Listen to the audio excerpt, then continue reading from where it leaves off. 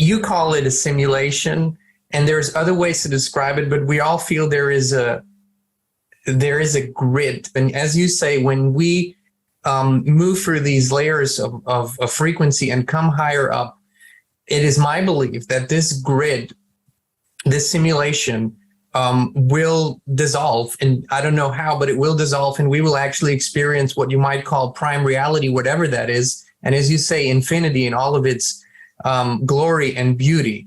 So today, people are become, through their spiritual practices, but also through their practical deeds every day. A lot of people, millions now, are looking for ways to make that happen in their own lives. And it is as much inner work as it is becoming self-sufficient, independent, reconnecting with what we perceive to be nature anyways, because it harmonizes us. At least it does it to me. It harmonizes me with the Great Spirit. Do you think that this reharmonization with nature as we perceive it, and the self-sufficient movement, people becoming, going back to more simpler ways of living, and community and family and local groups, do you think that this is a or the path? And do you see that being a viable solution for a future moving forward? I think that this simulation is what the Gnostics called back in the 400 AD and before in Egypt, and the writings have been found in Nag Hammadi in Egypt, about 80 miles north of Luxor, in 1945 in an earthen jar, which confirmed this. They believed that they talked about what they called a bad copy, that this world was a bad copy of prime reality. And when you read those texts and bring them into the current world, the modern world, they were describing a simulation. That's what they were describing. And so for me, this is what has basically happened. You have a prime reality, or let's put it another way. You have a website. You take a copy of the website. Now you've got a copy of the original website. The original website goes on existing as it always has, in the form that it always has. But now you have a copy, and you can start changing it. You can start changing it so it becomes less and less like the original website. And what I feel, having looked at this in so much detail over so long, is that a copy of prime reality was taken. It's like a digital copy, imagine that. And so prime reality continues to exist, and in a much more higher frequency, high dimensional way. But this is, or was originally, a copy of it. And what they're doing is they're changing the copy. This is why they're changing the atmosphere. They're changing everything more and more. And so sometimes when people have near-death experiences, they say that they experience an earth which is kind of like this one, but totally different. All the colors are more vibrant. People are happy. People are joyous.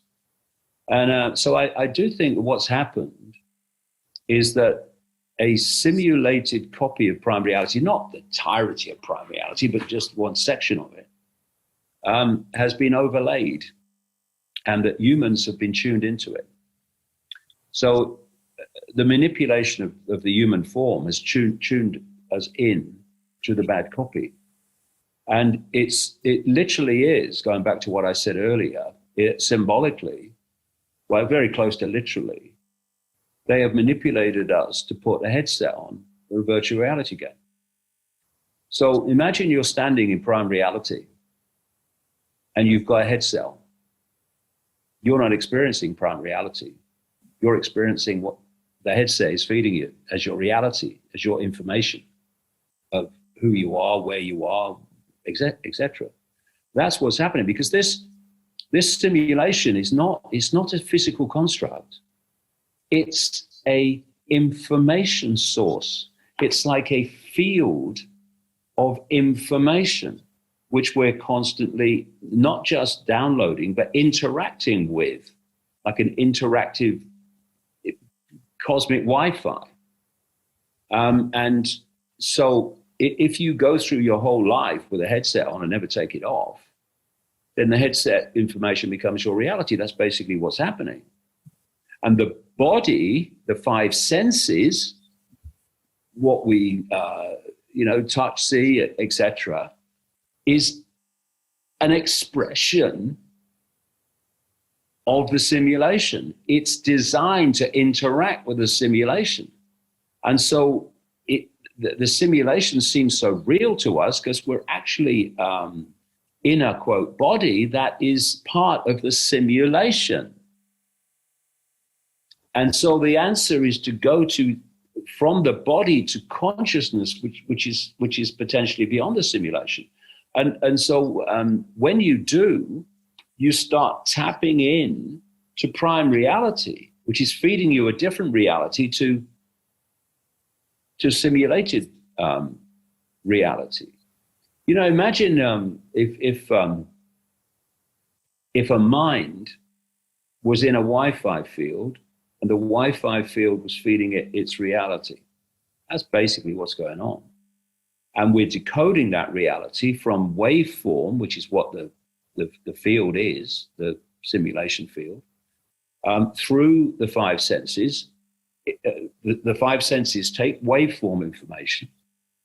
They turn it into electrical information, which is fed to the brain, and then the brain decodes that through various parts of the brain that specialize in sight and hearing and taste, smell, etc. And the brain takes that electrical information and it decodes it into holographic information. So this external world that we experience is not external at all.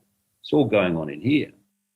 And what's, if you like, external is the waveform field, which we are decoding into what seems to be an external world, but is actually not. If you look at a computer in a Wi-Fi field, what it's doing, it's taking information from a radiation field and it's decoding it and putting it onto the screen in a totally different form. That's what we're doing. That's how we decode the matrix. And where is the decoding going on? I'm looking at this screen now of this computer. It's not external to the computer, what I'm looking at. It's internal to the computer. So the computer is decoding the Wi-Fi field from a radiation form into pictures, graphics, words, etc., colors, inside the computer. That's what we're doing. And if you take the Matrix as a example, Matrix movies, when they enter the Matrix, they don't enter it with their bodies, they enter it with their minds. Their bodies stay outside the Matrix, that in their Matrix film symbolism. They put the probe in the back of the neck, actually in the reptilian brain area, and their mind goes into the Matrix, not their body. And I say in the book, I mean, this gets really deep, this bit. I say in the book that, you know, we think that those that believe in any kind of life beyond human, that we incarnate into the body. I say the mind is not in the body is in the mind. It's all mind. A lo largo de mi camino de despertar, mi verdadero yo, mi alma, ha estado creando situaciones muy desafiantes para empujarme paso a paso fuera de la ilusión. El único camino a seguir es salir del juego, de la ilusión, del triángulo del infierno. ¿Logrará el mal esclavizar tecnológicamente a la humanidad o una masa crítica de individuos que despiertan harán el trabajo necesario de forma individual y detendrá esta esclavización total de la humanidad?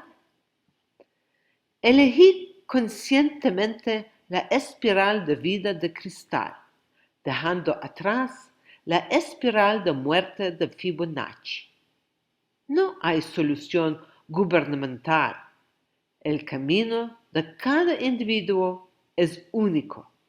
La preparación interna es la clave. Debo recordar quién soy y luego entender qué demonios he venido a hacer a esta tierra. Incluyo los enlaces a mi vídeo. Estoy fuera de la matriz. Me pueden contactar en mi correo electrónico en divine.infinite.love8@gmail.com. Amor infinito. De la esclavitud milenaria a la soberanía individual.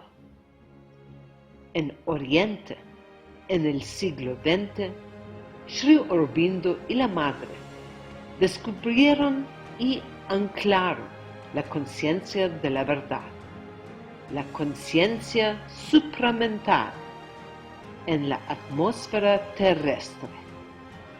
Una vez bien anclada, la nueva conciencia estaba lista para pasar a la siguiente etapa, su popularización y propagación.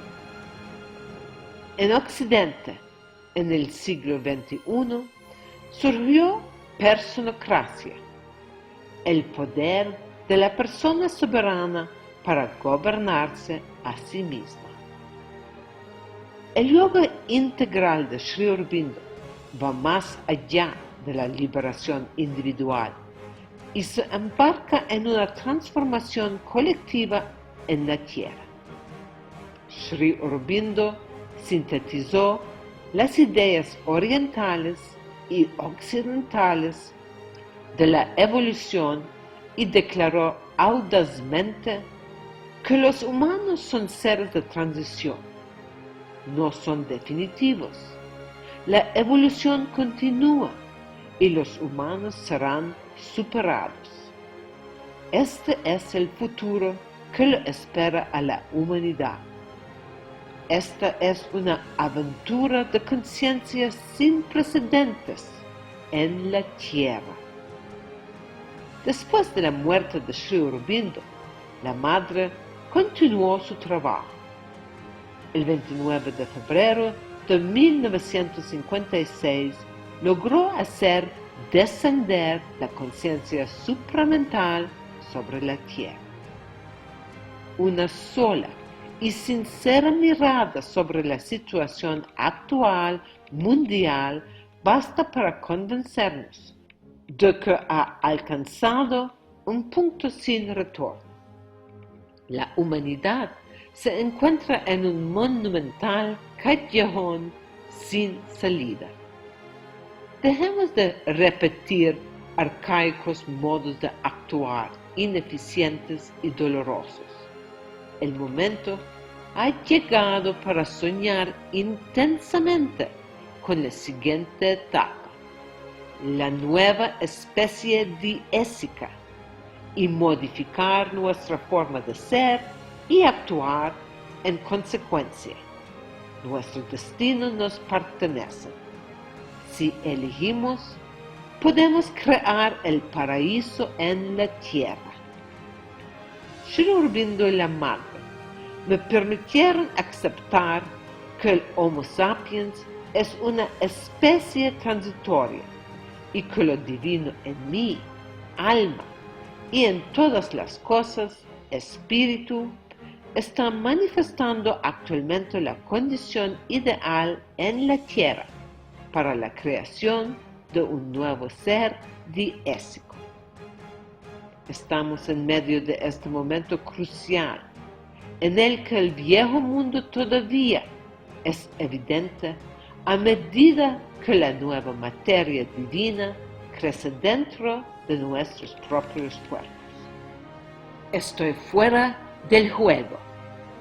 Al igual que Truman, en la película El Show de Truman, llevo mi reverencia y dejo el mundo de la ilusión. Esta simulación por computadora a la que he dado autoridad para administrar mi vida.